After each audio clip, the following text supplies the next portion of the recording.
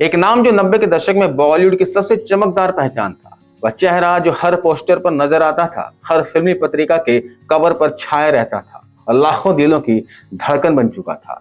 लेकिन इस चमक दमक के पीछे छुपा था एक ऐसा सन्नाटा जिनकी भनक शायद ही किसी को थी।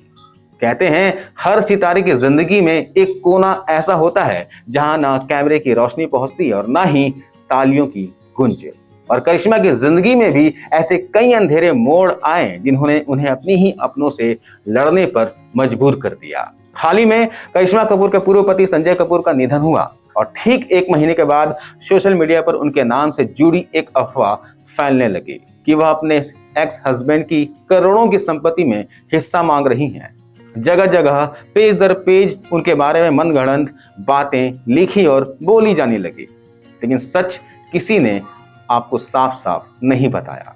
आज हम आपको सबसे पहले बताएंगे कि आखिर ये आरोप क्या हैं और फिर आपके सामने रखेंगे हकीकत बिना किसी मिलावट के। क्या करिश्मा ने वाकई सिर्फ दौलत के लिए शादी की थी? क्या वह सच्चे दिल से इस रिश्ते में थी या फिर बस कहानी का हिस्सा थी? और क्या संजय कपूर की संपत्ति ही उनकी आखिरी चाहत थी?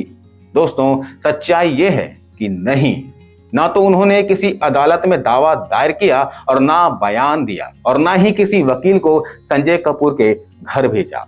उन्होंने इस पूरे मामले से दूरी बनाए रखी है और चुपचाप अपने बच्चों के साथ अपनी जिंदगी जी रही हैं। असल में साल 2016 में जब करिश्मा और संजय का तलाक हुआ था, तब कोर्ट ने गुजारा भत्ता और बच्चों के लिए सेटलमेंट राशि तय कर दी थी। उस कानूनी समझौते के बाद वह किसी नई संपत्ति पर दावा कर ही नहीं सकती। लेकिन अफवाह फैलाने वालों को शायद यह सच बताने में कोई दिलचस्पी नहीं थी। अब सवाल यह भी उठता है कि क्या उनके बच्चे समायरा और कियान अपने पिता की संपत्ति में हक रखते हैं? तो जवाब है बिल्कुल। कानूनन वे वैध उत्तराधिकारी हैं और उनका हक कोई नहीं छीन सकता। पर अफसोस, हम एक ऐसे समाज में रहते हैं जहां एक महिला के बोलने पर भी सवाल उठते हैं और चुप रहने पर भी। करिश्मा कपूर खानदान की पहली लड़की थी जिन्होंने फिल्मों में कदम रखा, उस दौर में जब यह परिवार की परंपरा के खिलाफ माना जाता था। सिर्फ 16 साल की उम्र में बिना किसी ट्रेनिंग और खास सहारे के उन्होंने इंडस्ट्री में शुरुआत की। शुरुआत में लोगों ने उनका मजाक उड़ाया, कहा कि उनकी आवाज भारी है, चेहरे में मासूमियत नहीं है और ये हीरोइन बनने लायक नहीं है। लेकिन करिश्मा ने अपने काम से सबको जवाब दिया। करिश्मा की पहली हिट फिल्म की बात करें तो वो फिल्म थी जिगर, जो 1992 में आई थी। इसके बाद गोविंदा के साथ उनकी जोड़ी हिट हो गई और 90 के दशक में वह स्टार बन गए। राजा हिंदुस्तानी, जो कि 1996 में आई थी, उन्हें स्टार से सुपरस्टार की ऊंचाई तक पहुंचा दिया। और फिर फिजा, जुबैदा और शक्ति जैसी गंभीर फिल्मों ने उन्हें एक सशक्त अभिनेत्री के रूप में स्थापित किया। लेकिन निजी जिंदगी में सब कुछ आसान नहीं था।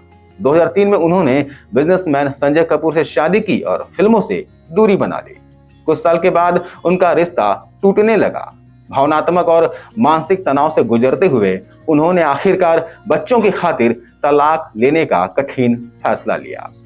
तलाक के बाद उन्होंने सिंगल मदर बनकर बच्चों की परवरिश अकेले की। और फिर संजय कपूर के निधन की खबर ने सबको चौंका दिया। अंतिम संस्कार के दिन सभी की नजरें करिश्मा पर थी। क्या वो आएंगी? क्या वह रो पड़ेंगी? लेकिन वहां पहुंची करिश्मा, शांत, गरिमामय और संयमित। चेहरे पर कोई गुस्सा या शिकवा नहीं, बस गहरा दर्द और आत्मसम्मान की झलक। उन्होंने अपने बच्चों को संभाला, परिवार के साथ खड़ी रही और किसी भी पुराने विवाद को याद तक नहीं किया।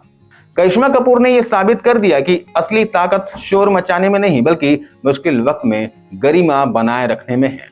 सोशल मीडिया आज जितना ताकतवर है उतना ही खतरनाक भी। वह सच को दबा सकता है और झूठ को फैला सकता है। इसलिए जरूरत है सच्चाई को पहचानने की और बिना सबूत किसी पर उंगली ना उठाने की।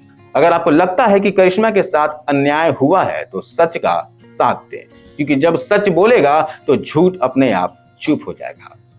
जय हिंद।